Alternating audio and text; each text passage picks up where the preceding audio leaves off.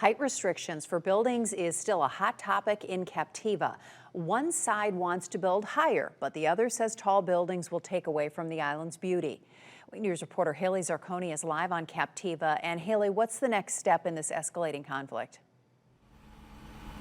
The Protect Captiva Coalition hired an attorney to look into the legalities of what the county's plan is for raising buildings higher in Captiva. And not only does this plan show favor to one business on island, but the lawyer lays out that it also could violate the law.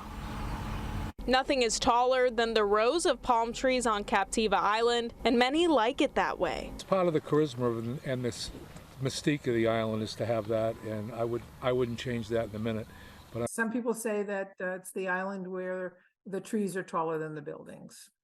But the county is trying to change it. That it's 3 units per acre on Captiva, throughout Captiva, whether you're inside the gates of South Seas or outside the gate of South Seas on the island of Captiva. And the county has approved an amendment to allow buildings to reach new heights, although this proposal does not apply to everyone. Changes that have been proposed by the county specifically say, except for South Seas, or that South Seas is eliminated from these requirements.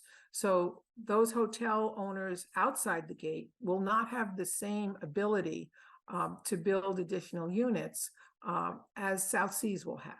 Environmental law attorney Richard Grosso was hired by the Captiva Civic Association to lay out specific changes when it comes to South Seas. He outlined multiple pages of this 13-page legal opinion to highlight the favoritism that people on island are feeling some developers have within the county. If a landowner outside the gates doesn't have the same right as landowners inside the gates, that could be an issue of equal protection under the law. And aside from South Seas, the community does not want their tree line being overshadowed or their density on island going up. Nobody on Captiva asked for this. Nobody went to the county and said, please change the rules. But the county decided that they wanted to increase height and increase density.